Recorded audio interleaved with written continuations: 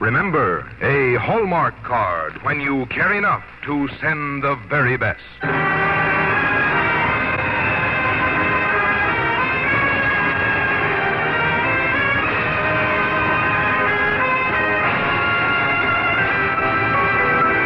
Tonight from Hollywood, the makers of Hallmark greeting cards bring you Claudette Colbert in Betty McDonald's The Egg and I on the Hallmark Playhouse.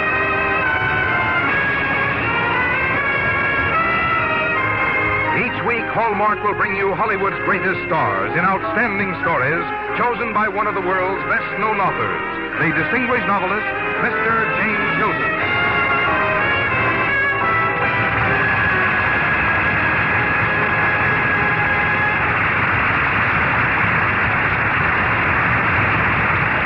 Good evening, ladies and gentlemen. This is James Hilton. Tonight on our Hallmark Playhouse, we enjoy ourselves by presenting a dramatization of a book that recently had all America laughing, The Egg and I by Betty McDonald. This delightful story, with its equally delightful title, tells of the trials and tribulations of running a chicken farm.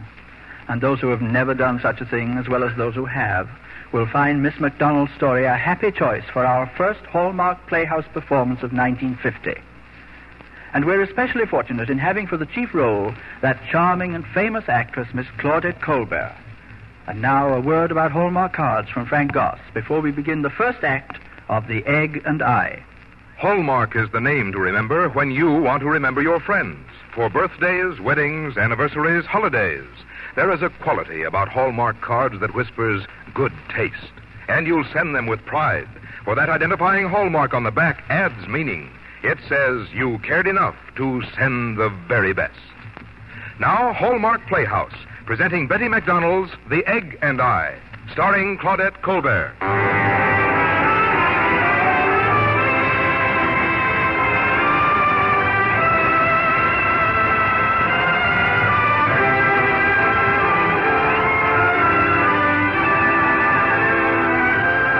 Along with teaching me that lamb must be cooked with garlic and that a lady never spits, my mother taught me that it's a wife's bounden duty to see that her husband is happy in his work. According to Mother, if your husband wants to give up the banking business and polish agates for a living, let him. Help him with his agate polishing. Learn to know and to love agates, and incidentally to eat them. And so it was that a week after my marriage to Bob, I found myself driving along a dirt road high in the mountains of Washington. We were young, we were in love, we were just starting out together. That was a few years and a few million eggs ago, and it was the real beginning of our love story. I remember how Bob turned to me with a dreamy look in his eyes and said, Betty, you know, I don't think there's anything in the world more beautiful than a chicken. Well, thank you, darling. The same to you. Oh, what's the matter? Don't you like chickens? I don't know. I've never known any socially. Oh, those days I worked on that chicken farm were the happiest days of my life. You know, some people don't like the noise they make, but to me, their voices sang the prettiest love song you'd ever want to hear. Yeah, I can imagine. Cackle, cackle, cackle. Oh, you'll be crazy about chickens too, Betty, as soon as you get used to them. Oh, you know, it seems so isolated way up here. What is? It's really primitive. Betty, there's nothing like living in the country. You'll love it. I suppose the Neanderthal man and woman were very happy here. I can just see a caveman charging down one of those hills, dragging his wife by her hair. Here's where we turn in. There's the farmhouse. Oh. Yeah, I knew you'd be speechless. I'm glad you are prepared for it.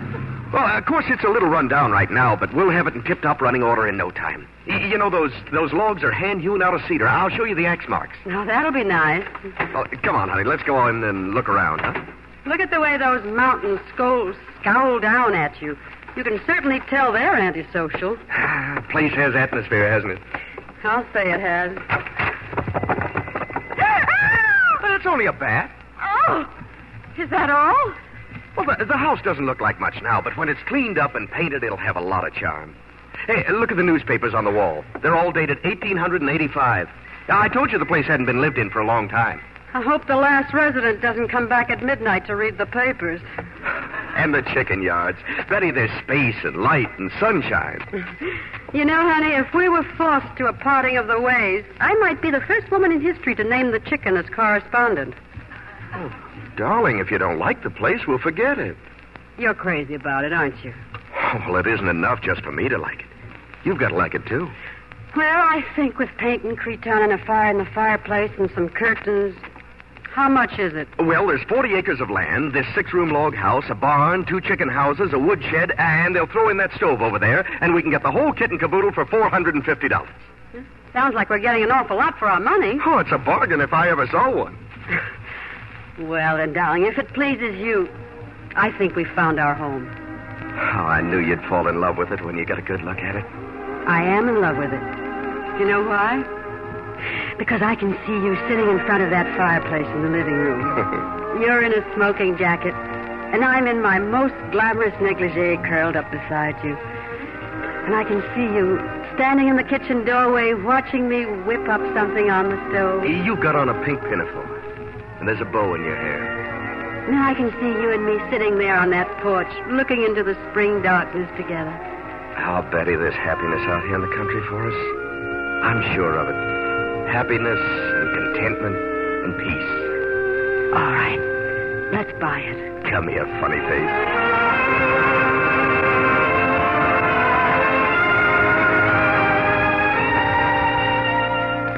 And so I entered those days of happiness, contentment, and peace. I became the little woman, protected, adored, cherished. Have you ever been married to a man who just bought a shack in the country? Hey, Betty, carry that chest of drawers into the bedroom, will you? Who, me? Yes, you, and hurry. This chest weighs a ton. Oh, you can do it. Put a little elbow grease into it. I'm busy with this window. Now, hurry up. I don't know how the pioneer woman survived. Hey, you! Who, me? Who else would I be talking to? Drive this horse and load into the woodshed and unload it, will you? I can't drive that horse. Oh, sure you can. You're a primitive woman now. You can do anything.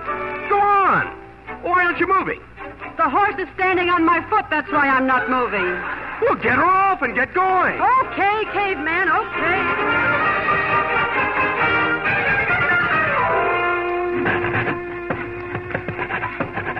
Hey, you. Who, me? Yes, you. You're supposed to saw wood in a straight line, not in scallops.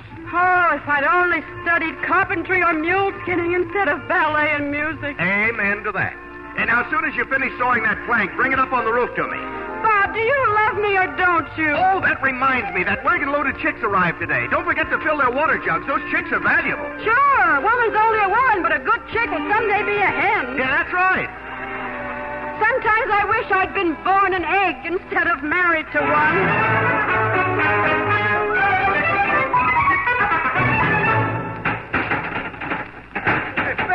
What are you doing to that stove? I can hear you way down at the chicken coops. I'm trying to get him to burn. What do you think I'm doing? Hey, why are you calling the stove him? Because he's got a mean, ornery disposition. Oh. That stove's whole purpose in life is to upset me. He either burns too hot or he won't burn at all. When I put kindling in, he eats up the kindling and then he goes out. When I put things to cook on top of him, he burns them or makes them boil over or doesn't cook them at all. He's a monster, and I hate and loathe and despise him. Did you hear that? He even talks back to me. And he's doing his best to break up my marriage. Break up your marriage? Of course he is. He knows the way to a man's heart. Oh, now, Betty, don't go turning into a woman on me. Well, this may come as something of a surprise to you, but I am a woman. Hey, are you crying? No, it's just the smoke in here. Hey, funny face, look at me. Well, I'll be darned. You are crying. Honey, if you cry, your sense of humor will get all damp, and then where'll we be? I'm a failure as a pioneer woman. A complete washout. I'm laying an egg. Oh, you're not a failure at all. You're doing a wonderful job. I am? Why, the way you stained the floors yesterday. And that window ledge you nailed in. And the dinner we had last night. Oh, I've been thinking what a lucky fellow I am. It sure didn't show. Well, I guess I've been too busy trying to get this place going. But, Betty, don't forget this. You're my whole life. You're the woman I'm tilling the land for and redoing the house and raising the chickens for. Oh, When I come back to the house in the evening, it's your smile I'm hurrying towards. And when I leave it in the morning, I take the memory of your smile with me. Oh, don't stop. And when I see you coming towards Say, me... am I interrupting anything? You certainly are. Go on, Bob. Say, I won't keep you but a minute. I'm poor Kettle from down the road. Oh, I knew it wouldn't last. Well, how do you do? I'm your new neighbor, and this is my wife. Glad to know what she misses. I thought maybe you was kissing a hired girl. Oh, no, we're married. Things is pretty tough this year, ain't they? Yes, sir, tough. Boys won't help Ma and me, and we can't do it all alone. I got 2 sick cows. We wondered if you folks would give us a hand, because I can't plow alone. The old lady wondered if, when you come down, you'd bring a little kerosene, a little pullet mash, 10 cups of flour, and a few raisins, if you got 'em. Oh, sure we will. Yeah, we'll be glad to. You will? Gee, you sure haven't lived here very long. Sure is good to know we're going to have such good neighbors. We'll come down the first thing in the morning. Yeah, we sure will. The first thing in the morning.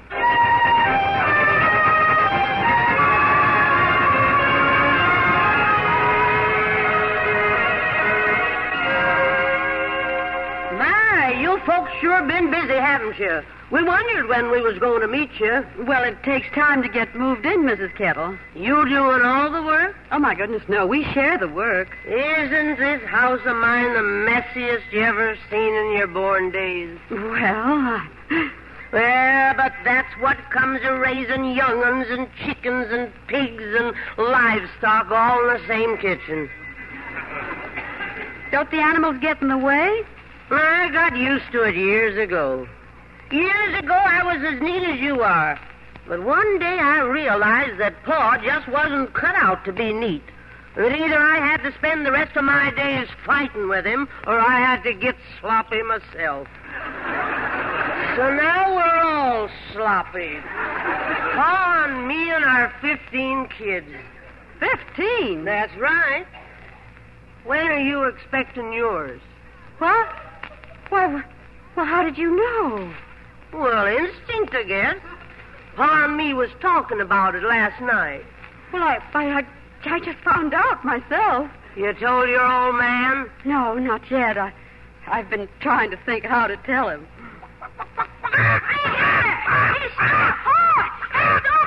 Oh, here you are. How many times have I told you to grab their back legs?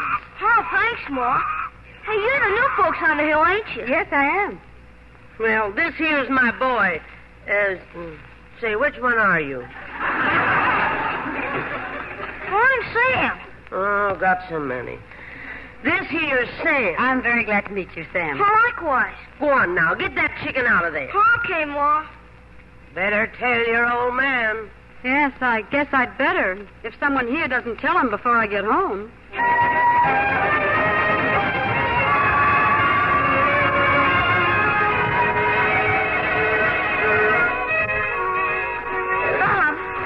Bob, wait. I can't stop, Betty. I gotta feed the chickens. So wait a minute.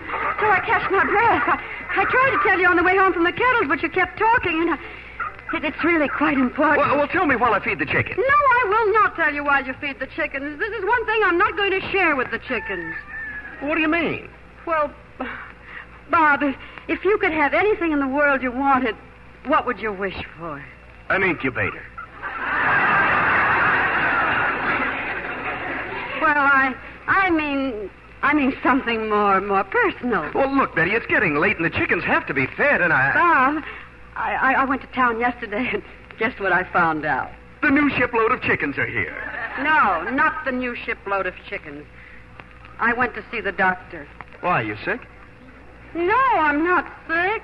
Well, then why'd you go to the doctor? Oh, you're not making this very easy for me, you know. Look, Betty, can't we talk later? It's past feeding time. Okay, go feed your old chickens.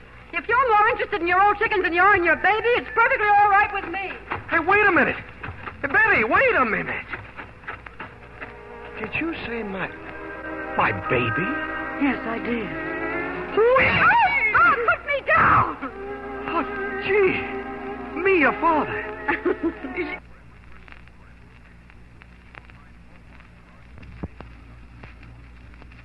You know, I wondered why I woke up last night with that terrible craving for strawberries.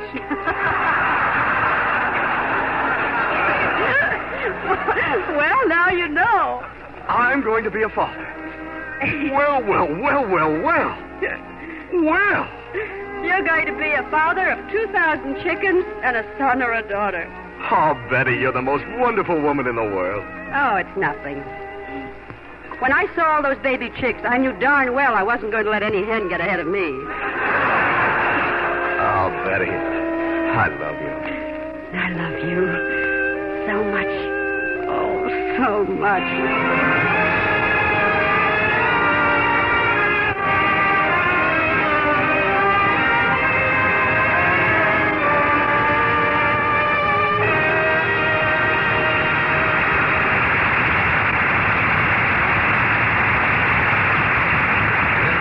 We'll return to the second act of The Egg and I, starring Claudette Colbert. Next time a group of your friends are together, will you try this? Ask what name they think of in greeting cards when they want to send the very best. I'm sure you'll find, as I have, that they'll answer immediately Hallmark cards. And I think there is an interesting reason. When you buy greeting cards, they are never for yourself. You buy them only to send to other people.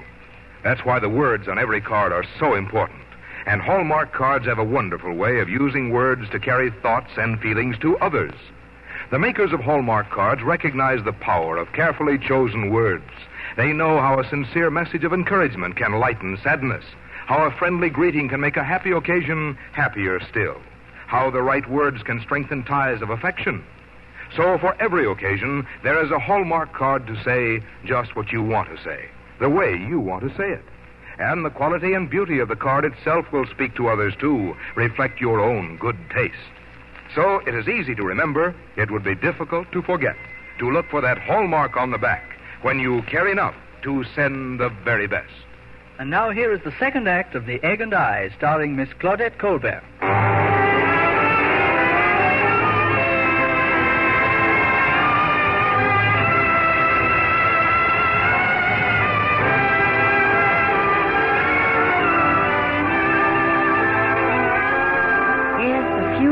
And a few million eggs ago, our romance was just beginning. I'll never forget those months we and fruit trees grew. And I had about as much chance to linger and appreciate the beauties of nature as I would have had riding a motorcycle through an art gallery. I can hear Bob's voice now. Hey, Betty! Betty, where are you? I'm down at the creek. Oh, what are you doing? I'm getting some buckets of water to wash the clothes. Well, I brought you up some water this morning. Bob, you can't do a week's wash with one bucket of water. Well, I brought 2 buckets of water. I squandered one. I used it to wash the breakfast dishes. Oh. When I think that at home, all I had to do was turn a tap and presto, water, it's almost beyond belief. When I think of that bathtub I used to sit in every night with a water tap right within my reach, oh, I could cry. Oh, that's because of the baby coming. You're not accountable. Hey, here, let me carry those. Say, you didn't forget about the chickens this morning, did you? Oh, no, I didn't forget the chicks, bless their little black hearts. At 4 this morning, I started the kitchen fire, put the coffee on, went out to see if the baby chicks were all right. Then I put the ham on to cook for you and went out to the baby chicks with warm water. I came back, put your toast into the oven, and went out to the baby chicks with mash. Then I set the breakfast table, and then I went out to the baby chicks with chick food. And after that, I opened a can of fruit, and then I went out to baby chicks take a lot of care. You don't say. Shall I put the water here on the step? Yeah, that'll be just peachy, creamy dandy. Isn't this a pretty day, Betty? Well, you stand there and admire it. I haven't got time. Oh, look at it, Betty. The land's coming to life all around you. I tell you, there's nothing in the world more exciting. Yes, there is. What? Plumbing. We'll get plumbing in a year or 2. I should live so long. You better. Oh, Betty, all kidding aside, you do like living in the country, don't you? Sure. Who wants silly things like plumbing and electricity when you can have the horsefly and the mosquito and thousands of baby chickens for your very own? Well, say, I have to go down to the barn. I'll see you later, funny face. If I'm not here, have me paged at the chicken coop. All right, Stove, now what's eating you? All burned up about something again, are you? Well, you can go right up and smoke for all I... Well, hello. What are you doing in here by the stove? What's your name? Oh, you won't talk, huh? Well, I'll just get a broom to you. I don't allow wild animals by my stove. Go on now. Shoot! Scat! Hey, say, Betty, I forgot to tell you that... Betty, what are you doing to that skunk? Skunk! Is this... Oh! Yep, it's a skunk. Send my dinner down to the chicken coop. Send it down. I'll cook it down there.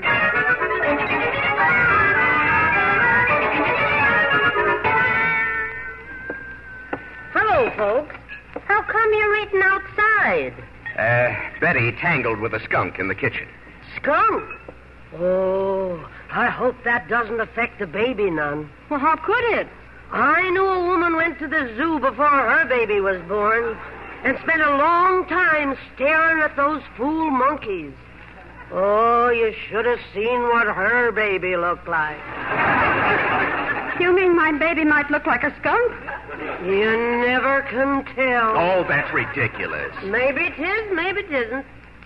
Say, those look like our cows in the garden. Chase them home, will you, Bob? Bob, our vegetables. Holy smoke. Get out of there. Get out of there, you blasted... Well, Bob ought to protect his garden the way we have. The way you have? We built a big high wire fence around our garden. Pa says if those cows are going breaking into gardens, it isn't going to be his. Oh. Hi, folks. Hello, Mr. Kettle. Those are cows going down the hill. They certainly are. Bob threw rocks at them. I'm glad you're here, Mr. Kettle. Now, I'm warning you. If your cows don't stay off our place, I'll take the car and chase them so far into the hills they'll never come home. Why don't you save gas and shoot the beast? I know there must be an awful aggregation, but the boys won't help me and the old lady, and I can't do it all, but maybe if you'd come down and give us a day or two helping on the fence, maybe we could keep them in. Oh, no. No, sir. You're not taking me in like that anymore. I helped you with your planting while you sat on the front porch. I helped you fix your water tower while you went to sleep. I helped you fix your barn. But, Bob, I was tired. So was I. Pa, we better go home. All right, Ma. Goodbye.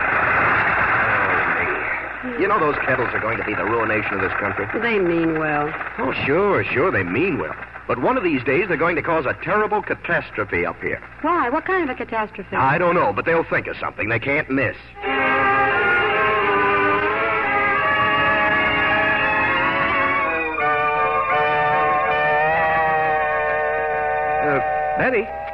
Betty, where are you? I'm over here in the doorway. Oh, what are you doing out of bed at this hour? I couldn't sleep. Was anything wrong? No. Oh. Let me sit down here beside you. Nice night. It's beautiful. The country's so dry, though. I wish it wouldn't rain. I wish it would rain. Oh, yeah, so do I. Bob, just think, in a few more weeks, the baby will be here with us. Gee, doesn't seem possible. What do you want, a boy or a girl? It doesn't matter. A girl, I guess. That'd look just like you. I'd like a girl. It would be fun to have a little girl tagging around the kitchen and growing up and having lots of beaux.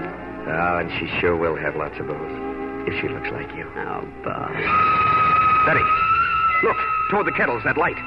It's a fire. I'll get the truck and go right down. I'll go with you. Oh, no. This is one time you're staying right here.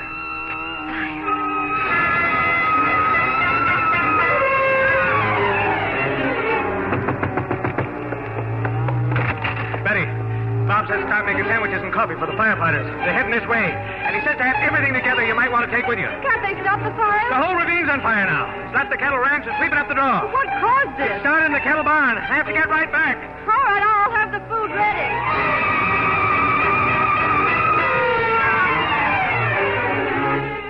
If you've ever lived in the mountains during a fire, you'll never forget the terror of it. The frightened whimpering of the animals, the crackling of burning brush, the roar of a tree crashing, the smell of smoke in your nostrils, the taste of it on your tongue, the sting of it in your eyes, the blood-red light in the sky. And then, God's answer to your prayers. Rain.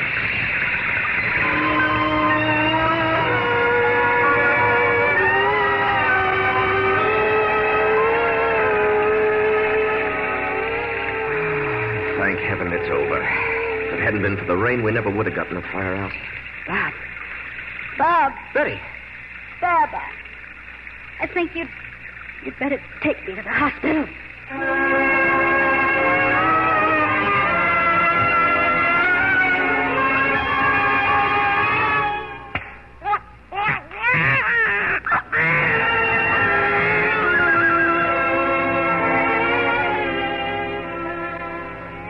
Hello, darling.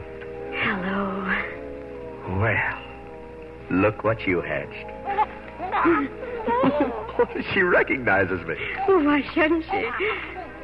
Darling, how are things on the ranch? Oh, everything's fine. The calf? She couldn't be better. She was asking for you just this morning. Oh, Bob, you idiot. And so were the chickens. You never heard such a clatter of questions as I got when I went into that chicken coop. Oh, it'll be good to get home again. Would you mind repeating that? I said it would be good to get home again. Betty, I was so afraid. Darling, do you really like living in the country? Like it? I'm going to write a book about it. You are? I certainly am. And I'm going to call it The Egg and I.